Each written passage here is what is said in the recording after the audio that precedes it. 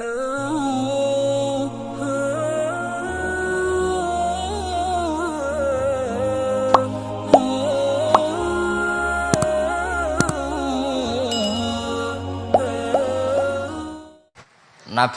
Isa itu kalau orangnya ceria sekali.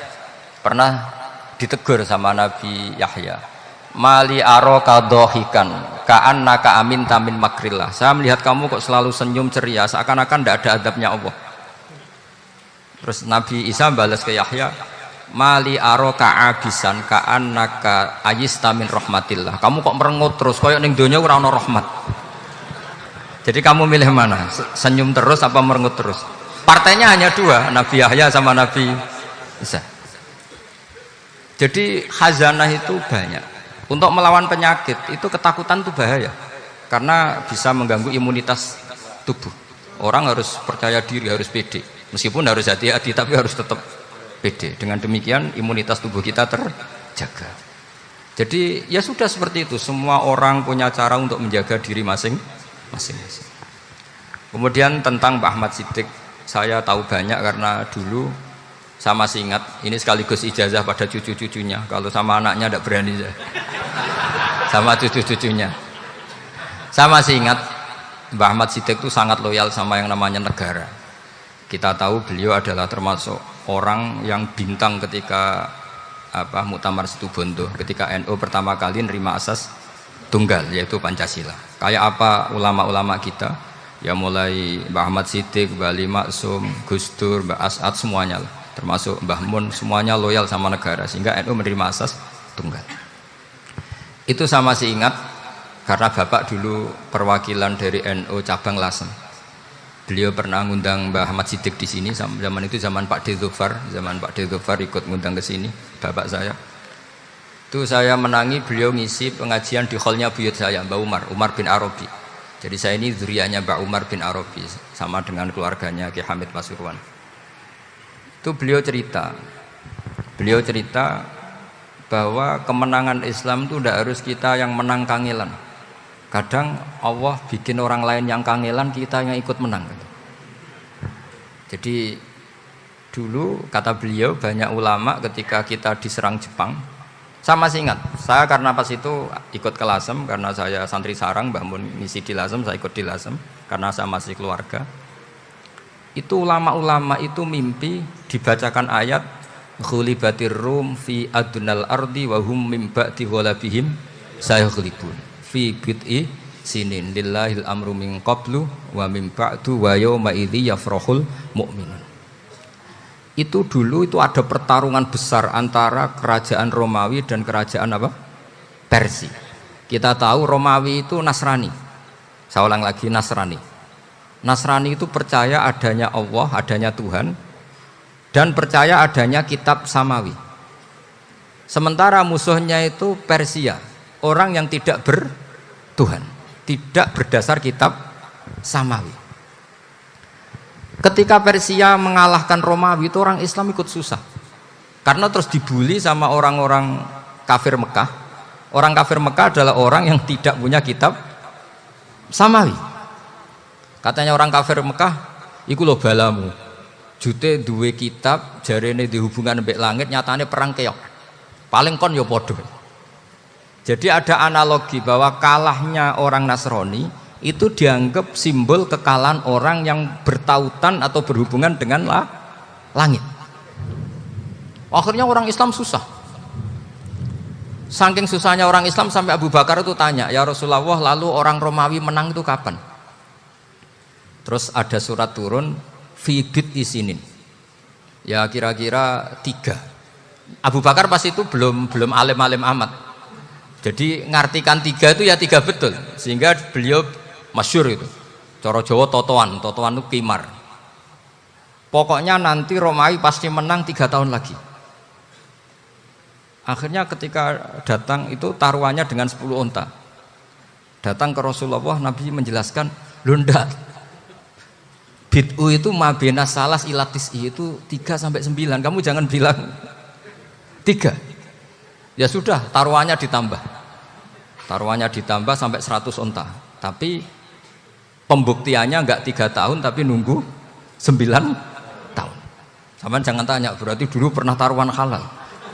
Zaman sebelum ngaji saya, sampean sudah sering taruhan, jadi jangan nyalahkan saya.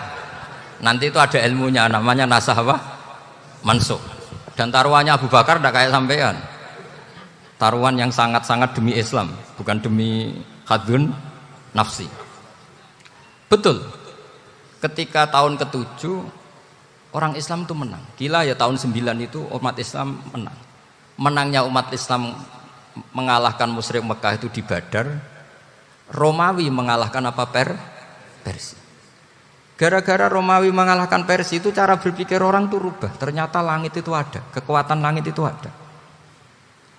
Sehingga meskipun akhirnya orang Kristen bilang ada Trinitas, terus mereka keliru dalam mengartikan Isa, tapi ada sekian nabi yang mereka sebut dan mereka hormati. Ada sekian kesamaan.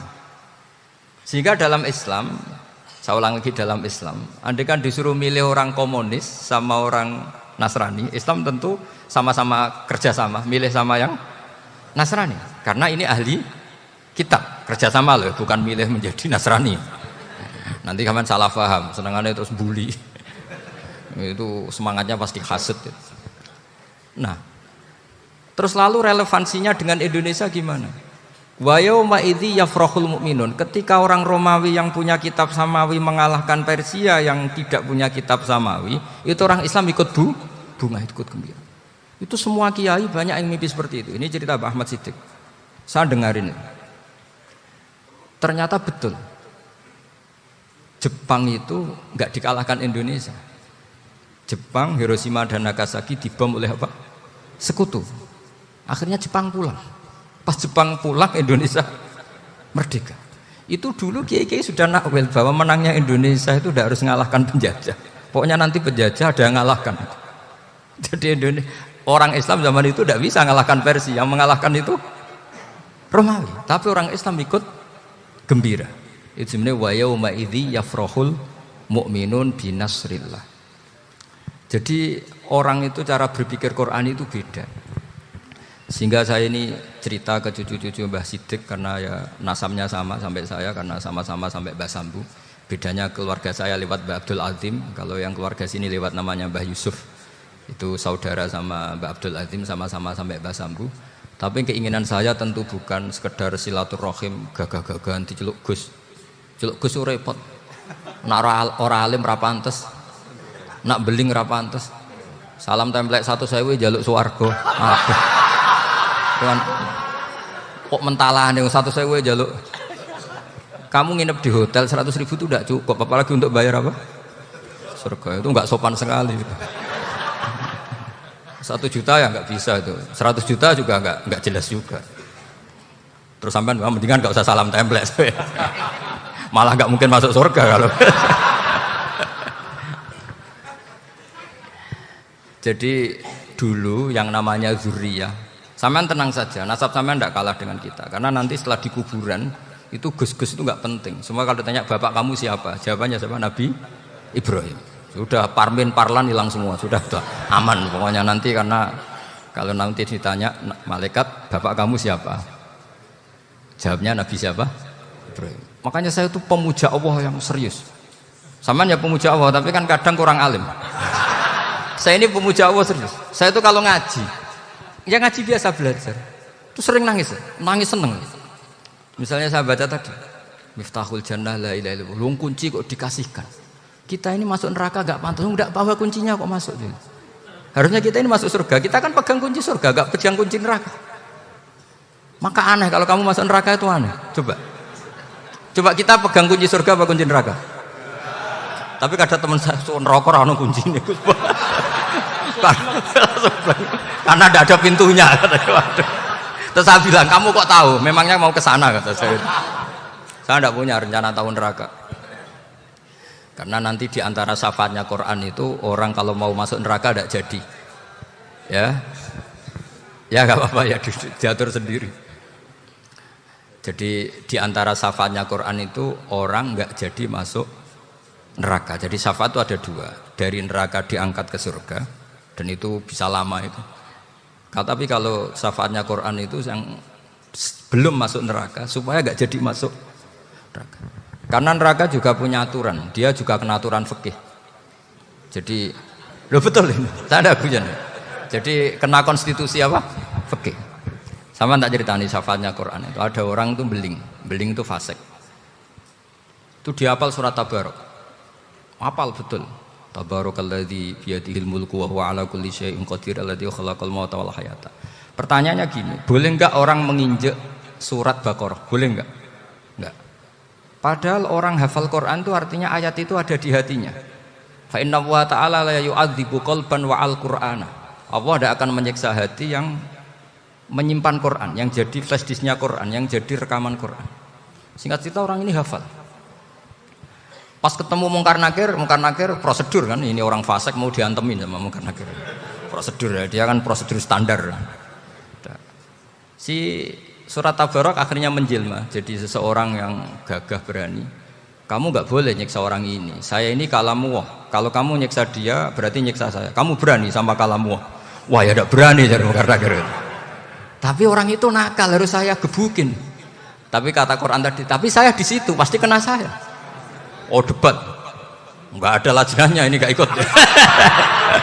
Kalau Gus Wirjon ikut jadi lajnah. Kalau jadi lajnah pasti kroninan. Kalau santrinya dimenangkan nanti. Akhirnya debat. Ya sudah kita ketemu Allah. Akhirnya Mungkar Nakir sama Quran tadi surat Tabarok datang sowan sama Allah. Terus kata Allah, memangnya kenapa Mungkar Nakir? Saya harus nyiksa dia karena dia fasik ya Allah. Memangnya kenapa surat Tabarok? Saya ada di situ. Menurut aturan orang tuh nggak boleh injak-injak Quran. Kalau dia nutuk saya, nutuk Quran, itu harus dikasih tahu fikihnya Mungkar Nakir. Akhirnya Allah ngendikan gini ke surat Tabarok, ya sudah terserah kamu. Kalau terserah kula Gusti, Mungkar Nakir nggak boleh nyentuh orang ini. Ya sudah selamat. Sehingga terus itu sama baca di termasuk mujizatnya surat Tabarok di tafsir Ibnu Katsir banyak. Karena tadi logikanya malaikat itu juga kena aturan fikih. Sehingga banyak ulama termasuk Said Muhammad ngendikan pertanyaan Mungkar Nakir itu tidak semua orang kena. Kalau semua orang kena nanti kalau tanya Nabi Muhammad, waman nabiyuka? Kacau kan jawabnya. Nabi kamu siapa? Lu saya ini nabi. Ya kan? Lah nanti kalau pas ketemu Nabi Ibrahim, waman abuka? Jadi repot kan? Makanya ada kiai yang guyon kalau ditanya, marab buka? Saya ini guru tauhid sembrono. Saya ini ngajar Ummul Barohin, kamu tanya marab buka? Masyhur itu keramatnya Imam Malik itu. Ada Ashabu Malik, rajulun min ashabi Malik. Beliau ditanya Mungkar Nakir, marab buka manabiuka. Imam Malik datang, ini seumur-umurnya itu ngajar tauhid. Kok kamu bedai enggak sopan kamu? Dan kita berharap barokah sampean ngaji nanti itu. Yes. Malaikat itu anak sungkane itu. Jadi itu ada juga. Dan saya meskipun guyon itu serius. Bedanya orang alim sama ndak itu di situ. Kalau orang alim itu guyon itu masih benar, masih serius. Coba saya bacakan ayatnya. Ala inna auliya Allahi la khaufun alaihim wa lahum yahzanun. Terus lahumul busyra fil hayatid dunya fil akhirah. Artinya kalau Mungkar Nakir dengan penampilan garang gitu, berarti ada ketakutan apa enggak? Ada. Padahal ciri utama walinya Allah tidak ada ketakutan. Makanya itu termasuk dalilnya Sayyid Muhammad, tidak semua orang alami seperti itu karena wali-wali itu la khaufun alaihim wa lahum yahzanun. Wah anak kiai ketemu karena kerja buat tidur wedek. Iku dreseke ora kok pertanyaan tok nek konan santri piye. Lho isen wis kiai dihanjuti Mungkar Nakir. Malu gak kira-kira? Mesti plengaan konan santri piye. Nak jawabannya gampang karena pernah ngajar tauhid. Makanya Sayyidina Ali ini cerita ini ada di kitab Nurul Dholam. Sama lihat di kitab Nurul Dholam karangannya Syekh Nawawi Banten. Itu Sayyidina Ali itu ya, andekan orang biasa mungkin ya agak-agak hasut, tapi ini wali gak boleh kamu katakan hasut. Dia itu mangkal sama Umar. Orang kok setiap orang pernah dibentak. Apa dia berani bentak Mungkar Nakir? Penasaran dia. Bagaimana kerengnya Umar itu berlanjut enggak gitu kira-kira. Akhirnya minta, ya Allah saya minta kasyaf. Ya karena yang minta Sayyidina Ali karena mau wajah dituruti sama kasyaf. Dilihat Sayyidina Umar pas meninggal itu. Jadi hasud itu ya kadang penting asal baik. Loh betul bahasa Kanjeng Nabi kadang la hasada illa fisnaten. Itu Nabi membahasakan ya hasan. Gus Wirjon aja yang nafsirkan ghabtah itu kan Oh itu kan gaya-gayanan sebagai ulama. Aslinya Nabi ngendikannya itu la hasada ila husnatin. Ulama yang ganti itu namanya ghobtoh. Wong Nabi sendiri nyebut hasad kok kamu tafsiri ghobtoh. Ya hasad ya hasad. Udah ndak usah ditakwil-takwil pokoknya gitu. Kalau sampean nggak percaya nggak apa-apa. Kok gitu aja kok repot. Karena sampean nggak percaya kemungkinannya dua. Satu nggak ngerti. Dua sama-sama alim kan dari awal kalau sama-sama alim kan laisali alimin ayuqallida aliman akhor. Kita nggak perlu saling mengikuti. Ngapain hasud? Biasa aja. Akhirnya Sidina Ali kasih. Pas Umar bangun, setelah mati kan bangun, setelah meninggal bangun. Munkar Nakir datang dengan perangai yang sangat garang. Itu digambarkan Sidina Ali matanya itu kalkidril ghali. Kayak apa? Kendil yang apa? Mengangai. Wah seru. Sidina Ali senang, paling takut ini Umar. Senangnya bukan main, wah ini mesti takut Umar. Biasa. Ternyata enggak, Umar malah bangkit. Woi Munkar Nakir ya. Kamu tahu menghadapi siapa? Itu betul ya? Kamu itu menghadapi temannya ahabbal khalqi ilallah. Yang diandalkan temannya bukan dia. Kamu tahu yang kamu hadapi, saya ini teman kekasihnya Allah. Jadi boleh kamu mengandalkan Mbak Virjon. Tapi nanti resikonya Munkar Nakir tanya, itu Virjon siapa? Wah itu masalah itu kan. Makanya syaratnya wali itu harus ma'rufun fis sama. Di langit sudah populer. Makanya dulu ada orang yang saking seninya Abdul Qadir ditanya apa saja jamnya Abdul Qadir Al-Jilani itu aman karena beliau populer. Makanya program kita harus populer dulu di langit. Nah, itu nanti kalau dicatut oleh santri-santri nggak apa-apa. Kalau nggak populer nanti dicatat, itu siapa? Masalah ini. Umar itu yang dibanggakan itu, kamu tahu saya siapa? Ya enggak tahu. Saya ini temannya kekasihnya Allah. Temannya Muhammad. Iya Muhammad Rasul. Wah mikir, waduh, repot. Loh di dunia aja gitu kan, temannya presiden, temannya panglima, apalagi ini temannya Sayyidul Awalin wal Akhirin. Di dunia aja bilang temannya presiden, menteri, orang sudah takut, apalagi ini temannya Sayyidul Awalin. Hanya Munkar Nakir terus konfirmasi sama Allah, gimana ya Allah ini ngadepi. Sebetulnya diandalkan itu temannya, bukan dia. Wah, akhirnya sama Allah dibilang, ya bu, ya sama seorang seperti itu bu yang sopan. Terus semenjak itu Munkar Nakir itu nggak selalu berpenampilan seperti itu, sangat. Jadi semoga itu konsisten sampai nanti. Jadi kamu kalau ingin nggak takut Munkar Nakir, jadi wali dulu. Karena syaratnya tadi hanya wali sing la khaufun alaihim walahum yahzanun lahumul busyra fil hayatid dunya fil akhirah. Jadi orang itu kalau ngaji itu harus khatam. Jangan semuanya kena pertanyaan. Dan kalau semuanya kena pertanyaan nanti repot. Kalau Nabi Muhammad ditanya waman Nabi Yuga, nabimu siapa? Lu kan terus jadi aneh. Jadi makanya ketika Sayyid Muhammad semua ulama lah, nggak ada am kecuali ditaksis, kecuali sifatnya Allah. Misalnya bikulli syai'in alim ya benar-benar bikulli syai'in. Tapi kalau am semuanya pasti ada taksis, meskipun dalam muhawarah muhadasah biasa. Ya, misalnya contoh gampang, istri kamu baru seneng kamu, mas nak pengen apa-apa itu lapor aku, gak apa-apa mas, mesti aku seneng sama lapor. Iku di aku pengen wayo. Wah langsung jadi apa wae. Mesti apa wae maksudnya kecuali itu gitu. Padahal kalau ngomong, mas sampean ingin apa saja tak dukung. Terus sampean bilang, pengen iku wayo.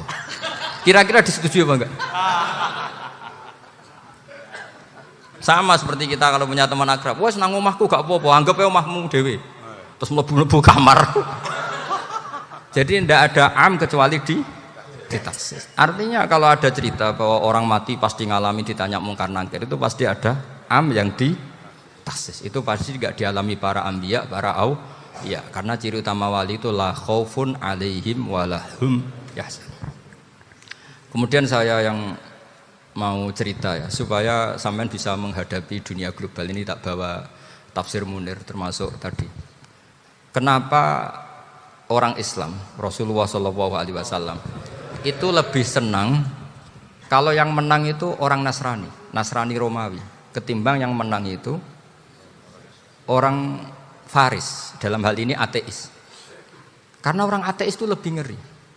Sebetulnya beberapa penemuan sains, terutama di ilmu medis, itu orang Amerika. Kayak cloning. Tapi orang Amerika itu masih dilarang oleh gereja untuk mengaplikasi. Karena nanti bayi cloning itu dipakai suku cadang.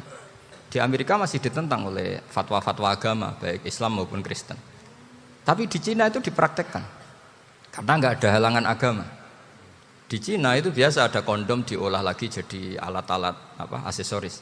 Di Amerika tidak ada karena masih ada agama, masih ada larangan. Sehingga orang Islam itu lebih takut kalau yang menang itu Persia, karena terus cara berpikir ternyata Tuhan itu tidak ada, langit nggak ada perannya. Jadi ketika yang menang Nasrani masih berpikir itu pertolongan Tuhan, meskipun mungkin cara mengatakan Tuhan beda dengan kita. Tapi ada satu kesamaan bahwa kekuatan samawi itu ada. Jadi disebut hulibatir rum fi adnal ardi wa hum min ba'di walabihim sahlibun. Di sini diterangkan oleh Syekh Nawawi supaya kamu tidak salah paham. Sebetulnya kamu katakan misalnya wah itu paham liberal, sebenarnya saya tidak tersiksa. Cuma takut yang mengatakan seperti itu cek goblokir atau ngaji gitu. Itu aja masalah saya. Ini saya baca ini karangannya Syekh Nawawi karena tadi kata Mbak Firjon ngaji itu harus sama orang yang bersanad. Saya ini kalah sama beliau itu berkali-kali. Secara nasab saya harus manggil Mbah. Secara silsilah ilmu saya juga kalah lagi. Saya sering disewani sama cucu-cucu Syekhona Khalil. Kiai Sidik itu termasuk murid dekat beliau Syekhona Khalil. Kalau itu berarti kan Gus Firjon, Ahmad, terus Mbah Sidik. Mbah Sidik ngaji Syekhona Khalil. Syekhona Khalil itu pernah ngaji langsung sama Sayyid Zaini Tahlan. Berarti beliau dari Sayyid Zaini Tahlan itu baru generasi kelima. Sementara saya itu sudah ke-7 atau ke-6. Saya, Mbah Mun, Mbah Karim misalnya, Mbah Hashim, Mbah Mahfud Termas, Sayyid Abi Bakar Sato yang ngarangnya Anatul Thalibin, baru Sayyid Zaini Tahlan. Berarti saya ke-7, kalah lagi. Tapi untuk jadi wali biasanya cepat saya. Karena syaratnya jadi mbah itu ngalah demi putu. Jadi kalau beliau ngotot, saya dulu Gusti, saya mbahnya. Wah itu mbah yang nggak baik. Pasti jatahnya dikasihkan apa? Cucunya dulu. Makanya Abdul Muthalib itu orang yang dapat wangsit, tapi yang jadi nabi itu cucunya. Jadi dalil saya banyak. Sebenarnya Abdul Muthalib itu sudah sering dapat wangsit. Karena saya bahasakan wahyu, Nabi yang protes, enggak nabi kok dapat wahyu. Tapi sebetulnya Abdul Muthalib itu masyhur itu. Kalimat-kalimatnya menunjukkan bahwa beliau itu sudah dapat wahyu kalau nanti cucunya itu jadi nabi. Makanya senangnya bukan main Abdul Muthalib sama Rasulullah. Putu seneng, mbah seneng putu. Jadi mungkin, jadi sampean enggak usah protes loh. Ya, yang jadi wali kok cucunya. Dulu betul. Dulu Mbah Hamid Pasuruan itu kalau Mbah Ahmad Siddiq ke sana, Mbah Hamid Pasuruan kalau manggil Mbah Ahmad Siddiq itu paman. Tapi pamannya minta ijazah ke ponaan. Apa ya gara-gara itu memang. Kalau itu masih berlaku apa? Ngalah tadi. Kayaknya masih apa? Hawane masih. Hawane masih. Karena melihat tren-tren langit masih gitu kayaknya masih.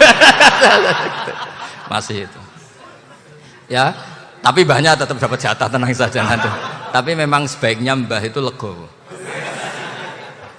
Rasulullah Muhammad SAW itu terkenal min dzurriyyati Ibrahim. Tapi kata Rasulullah, ana dakwatu Ibrahim wa bisyaratu Isa. Aku nganti ngene iki barokah dongane Nabi siapa? Ibrahim. Jadi dongane Nabi Ibrahim dia tiba teng putu. Jadi banyak bukti bahwa jatuhnya ke putu gitu. Tadi saya di kamar sama beliau berduaan. Nih Mbah sing dadi wali di sini, aku wae Mbah. Cocokan tadi. Nah, kenapa saya akhir-akhir ini gulirkan daftar wali? Kenapa? Saya ini resah ya, orang sudah ingin dicintai pejabat, dicintai tetangga, dicintai teman. Tapi kadang-kadang orang lupa lagi dicintai apa. Makanya saya meskipun guyon, tapi ini amdan, bukan sahwan. Supaya orang punya cita-cita lagi jadi wali, ingin dicintai Allah.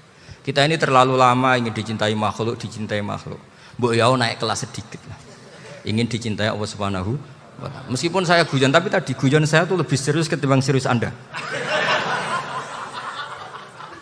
Karena tak pikir. Saya tuh kalau pergi itu seneng ngebis, bukan karena saya tidak punya mobil, tapi saya sering mau butuh itu supaya nggak diganggu. Karena saya tuh harus punya waktu sendiri. Kalau bis kan ketemu orang nggak kenal, tapi sekarang ya agak susah, banyak yang kenal. Dan susahnya lagi nggak minta ijazah, minta foto. Aduh, serem repot tuh. Mau dibenci itu umatnya Rasulullah Shallallahu Alaihi Wasallam. Mau disetujui itu sanatnya mana? Kalau ketemu orang alim minta apa? Foto. Itu nggak ada sanatnya. Nggak tahu saya itu mazhab dari mana itu. Ya mazhab milenial yang jelas itu kan.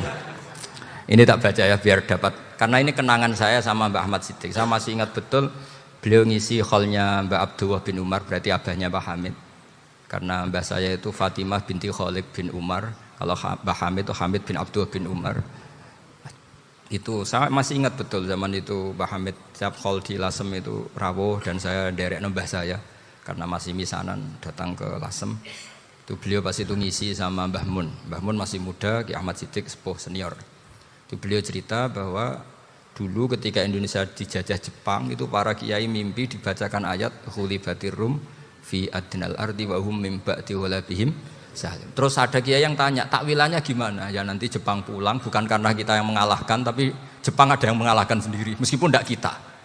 Kayak dulu Faris tidak dikalahkan Islam, tapi dikalahkan Romawi, tapi yang senang umat Islam. Wa yauma idzi yafrahul mu'min. Itu luar biasa ulama-ulama kita. Delalah kejadiannya Indonesia seperti itu. Yaitu kita tidak mengalahkan Jepang, tapi Jepang pulang sendiri karena dikalahkan apa? Sekutu. Ya ini saya baca. Ini tidak usah dicek bacanya benar apa enggak, sudah aman apa? Aman. Karena kalau saya salah itu ya sengaja.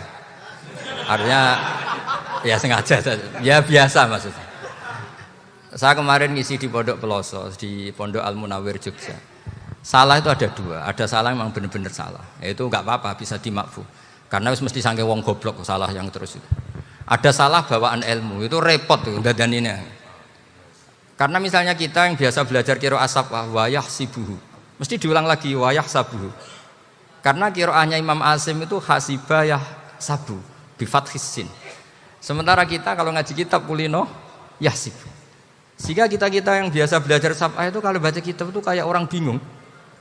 Kadang-kadang yang ngaji juga bingung. Gus Pak mocok di bulan pelin. Ya tepat-tepatan. Ada yang mengatakan Gus Pak bingung. Ada yang mengatakan Gus Ba alim alamah, ya tepat-tepat nasib tadi. Karena memang ya sab'ah memang seperti itu.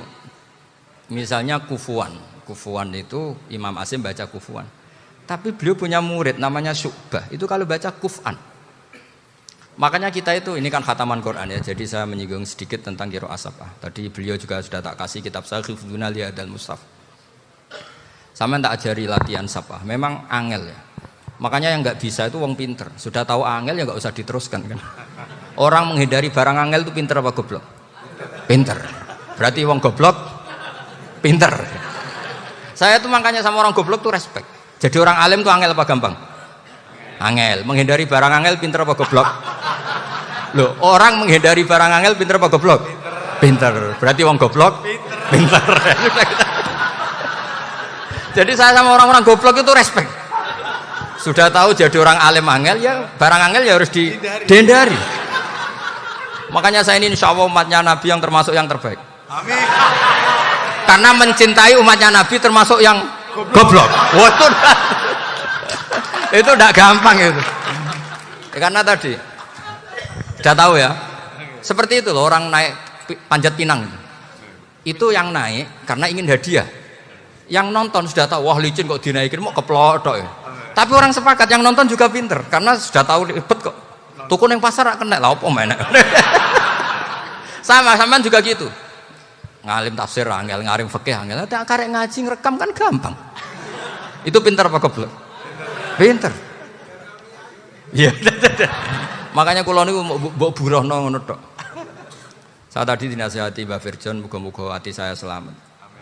Saya itu meskipun kata orang banyak muhibin saya banyak, tapi saya insya Allah tidak riak. Saya itu pakai kitab namanya Tasbitul Fuad, itu karangannya Sayyid Abdul Al-Haddad. Ketika beliau punya muhibin banyak ditanya, bagaimana ya Habib Anda menjaga hati Anda? Jamnya Sayyid Abdul Al-Haddad itu unik. Innama azzamu Allah. Mereka itu sebenarnya menghormati Allah.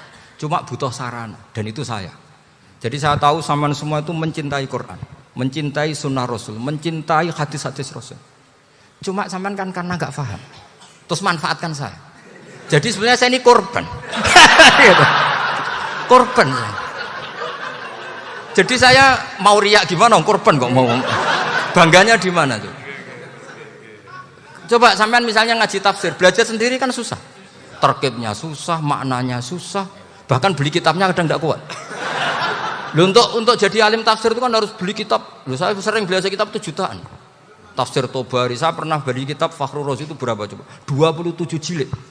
Karangannya Fakhrur, belum karangannya ulama modern, Imam Sa'rawi. Itu berapa jilid? Itu jutaan. Saya kemarin juga dihadiahi kitab Pak Quraish Shihab namanya Faidul Bari fi Syarhil Bukhari. Pak Quraish Shihab yang terkenal. Dia sering diskusi sama saya. Saya ngasih hadiah beliau ngasih hadiah saya. Oh itu harganya nggak kuat. Dadak kuat kadang di Indonesia nggak ada coba. Dan sama orang hebat menghindari kesulitan itu. Nah, kesulitan itu, sebab ngaji ikut, kalau nggak paham dirukokno rekamannya sudah gitu. Pinter mana sampean sama saya? Pinter sampean kan? Bikin sosis susah, beli aja kok repot kan. Nah, makanya nggak boleh orang bilang, wah aku goblok reso tafsir, aku wong pinter. Makanya nanti kalau saya ketemu Nabi tidak termasuk orang yang mentahkir orang Islam. Kafa bil mari isman ayah kira akhahul muslim. Jadi cukup orang itu dosa kalau menyepelekan orang Islam. Termasuk darani sampean goblok itu dosa. Caranya nggak darani goblok ya tadi di logika tadi. Alim itu angel. Nggih dari angel itu pinter. Berarti wong bodoh. Pinter ya sudah gitu. Tapi tetap bodoh. Tapi ini satu cara untuk saya respect gitu. Coba orang yang ngaji tafsir saya banyak, mungkin ribuan. Itu sebetulnya mencintai Quran. Karena Quran adalah kitab suci yang panduannya umat Islam. Sangat mencintai Quran. Terus kemudian mereka nggak paham. Terus mencari orang yang memahamkan. Burohno lah cara Jawane ini. Terus keren saya itu di mana coba? Lah terus mereka kurang ajarnya gini, kalau paham itu ya alhamdulillah paham. Kowe nak ngaji Gus Bae ngono tok. Tapi nek ora paham, ora nyalano akal ya. Mari Gus Bae nerangno cepet, mulane gak paham. Ora kok nyalano teke sing lelet. Oh itu kan masyaallah naudzubillah tenan. Sebetulnya tingkat kurang ajarnya tinggi Gus sebenarnya. Jadi kalau nggak paham itu kadang nggak nyalahno uteke. Kayak mau misalnya, wah mari mikir aja jelas. Padahal misalnya jelas ora mesti paham bodoh. Paham ya? Jadi kata Sayyid Abdul Haddad, innama azzamu Allah. Sebenarnya mereka itu sangat menghormati Allah. Makanya kita nggak perlu mengatakan wasilah itu kafir, nggak akan. Karena orang tawasul sama Rasulullah itu ingin dapat ridhonya Allah lewat orang yang dicintai Allah.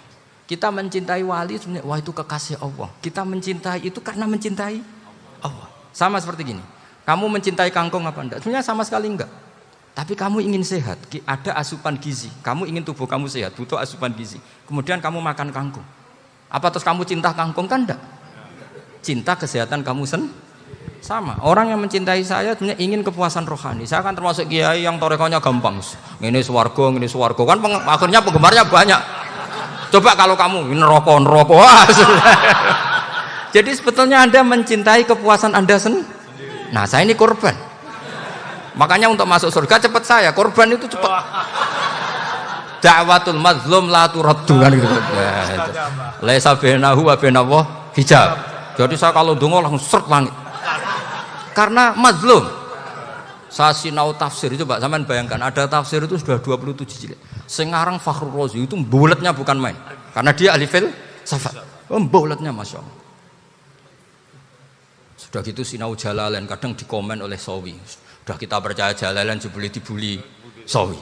Percaya Sawi dikandani, oh iku Maliki rasa ribet. Sudah gitu sinau Qurtubi, sinau tafsir Tobari itu susahnya. Belinya susah, belajarnya susah.